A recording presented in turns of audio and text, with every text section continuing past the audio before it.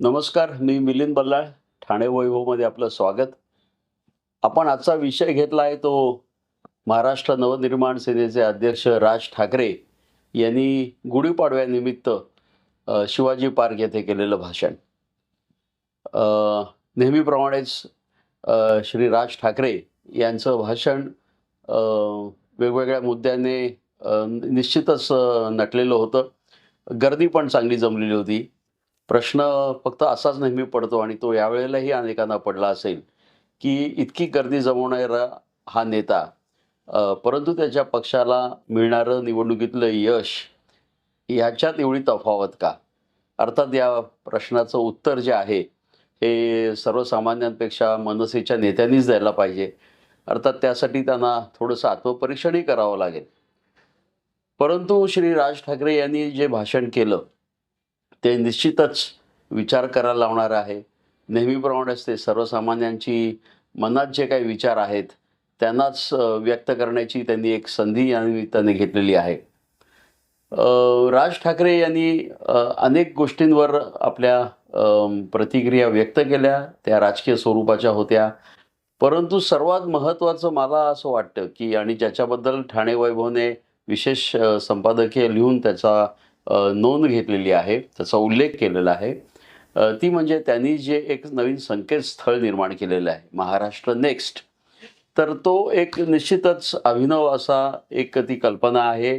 उपक्रम जर तो यशस्वी झाला, तर निश्चितच जो संपूर्णपणे महाराष्ट्रातली जी जनता आहे, जी अजूनही राजकारणात थोडीशी राजकारण्यांबद्दल किंवा एकूण राजकारणाबद्दल त्यांची मतं अजूनही तेवढी चांगली नाहीत, किंबहुना ती दिवसेंदिवस वाईट होत चाललेली आहेत.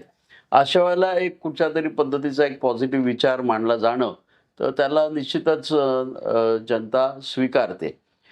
परंतु असे चांगले विचार व्यक्त करण्याची ही मनसेची पहिलीच वेळ नाही. किंबहुना मागच्या काही वर्षांमध्ये त्यांच्यातर्फे एक असा प्रस्ताव मांडला गेला होता, की आम्ही जेव्हा उमेदवारी देऊ पक्षाच्या तर्फे कार्यकर्त्यांना आणि त्यांची कुठेतरी आम्ही परीक्षा घेणार आहोत आणि त्यासाठी त्यांनी अभ्यासक्रम वगैरे, वगैरे असं सगळं ते केलं होतं.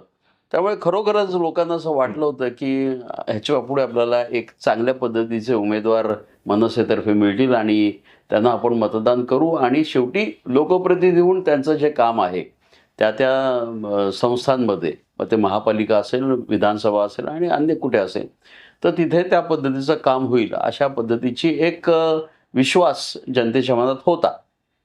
अर्थात तो प्रयोग त्यांनी फारसा पुढे नेला नाही आणि अलीकडे जी निवडणूक झाली, त्यात अशा काही परीक्षा झाल्याचं निदान आमच्या तरी ऐकिवात नाही.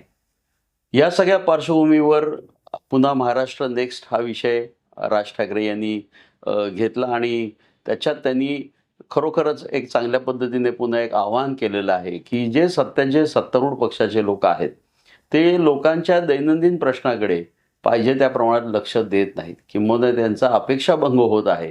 अशा पद्धतीचं सुद्धा राज ठाकरे यांनी विधान केलेलं आहे आणि त्याच्यामुळे मग तो विषय सार्वजनिक वाहतुकीचा असो किंवा पिण्याच्या पाण्याचा असो, मूलभूत सुविधांचा असो, या सगळ्यांच्यामध्ये कुठेतरी शासन कमी पडतं आहे.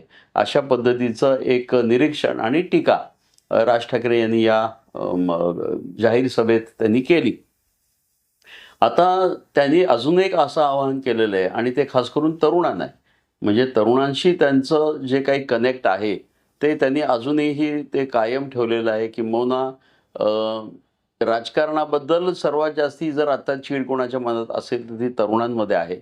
आणि राज ठाकरे ही साधारणपणे त्या तरुणांचीच भाषा बोलता आहेत आणि त्याच्यामुळे त्यांना अपील करणारी भाषा जी आहे, ती या आपल्या भाषणात त्यांनी पुन्हा एकदा वापरली. त्यात त्यांनी एक आवाहन केलं, ते मला फार महत्त्वाचं वाटतं, की करमणुकीत तुम्ही फार स्वतःला गुरफटून घेऊ नका. कारण की तुम्ही करमणुकीत तुम्हाला अडकून ठेवायचं आणि तुमच्या प्रश्नांकडे दुर्लक्ष करायचं.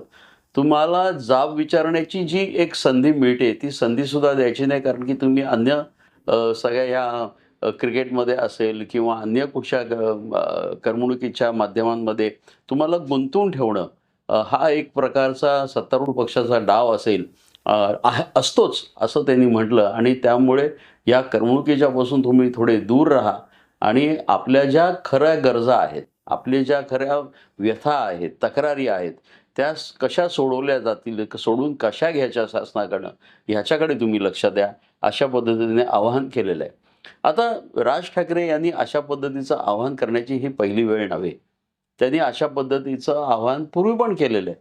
त्याच्यामुळे मग हे आव्हानाचं नेमकं पुढे होतं काय?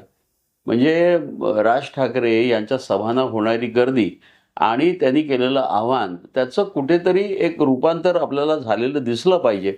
तसं होताना दिसत नाही. ह्याचं कारण जे ठाणे विभागाच्या अग्रलेखातनं आम्ही मांडलेलं आहे ते असं, की अ, जेव्हा आपण अशा पद्धतीची अपेक्षा जनतेकडनं करतो, की बाबा त्यांनी ह्या पद्धतीने सहभाग घेतला पाहिजे, व्यक्त व्हायला पाहिजे आणि सरकारबद्दलच्या जे काही त्यांचं म्हणणं आहे, गाऱ्हाणं जे आहे, ते मांडलं गेलं पाहिजे. तर अशा पद्धतीचं हे वातावरण कधी तयार होईल?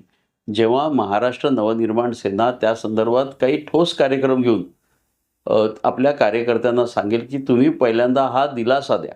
एक अशा पद्धतीचं चित्र निर्माण करा, की हो जनतेला तुम्ही आश्वासित केलं पाहिजे, की आम्ही तुमच्या पाठीशी आहोत. अशा पद्धतीचा ठोस कार्यक्रम जोवर मनसे घेत नाही, तोपर्यंत राज ठाकरे यांनी केलेलं जे आव्हान आहे, त्याला त्याची जो फायनल आपण म्हणतो प्रभाव जो आहे किंवा त्याचं जे आउटकम आहे, ते आउटकम आपल्याला मिळणार नाही. त्याच्यामुळे राज ठाकरे यांचं भाषण अ, हे चांगलं असलं तरी त्याला कृतीची जोड मिळणं अत्यंत आवश्यक आहे. आणि जोवर त्याला कृतीची जोड मिळत नाही, तोपर्यंत पुन्हा एकदा एक उत्तम भाषण वाया गेलं, असं सुद्धा आपल्याला म्हणावं लागेल. ती पाळी मनसेवर येऊ नये, अशा पद्धतीचं विचार आम्ही ठाणेच्या अग्रलेखातनं मांडलेला आहे. तुम्हाला काय वाटतं? कारण की ठाकरे ब्रँड असतो किंवा ठाकरे बंधू एकत्र आल्यामुळे काय-काय फरक पडतो, ह्या सगळ्या गोष्टींचा आपण अलीकडे या निवडणुकांमध्ये त्याची प्रचिती घेतलेली आहे. तर कुठेतरी ठाकरे ब्रँड जिवंत ठेवण्याचं काम हे दोघे ठाकरे भाऊ जर करत असतील आणि तरी त्यात कुठेतरी एक आपल्याला त्यांना जो पाहिजे तो प्रतिसाद मिळत नसेल, तर डेफिनेटली आत्मपरीक्षण करण्याची किंवा त्यांच्या स्ट्रॅटेजीमध्ये चेंज करण्याची गरज या दोघा भावांना आहे. अशा पद्धतीचा विचार आम्ही ठाणेच्या अग्रलेखातनं मांडलाय. तुम्हाला त्याबद्दल काय वाटतं? आम्हाला जाणून घ्यायला नक्की आवडेल. तुम्ही खाली दिलेल्या आमच्या संकेतस्थळावर जाऊन तुमची प्रतिक्रिया नोंदवू शकता. तोपर्यंत धन्यवाद.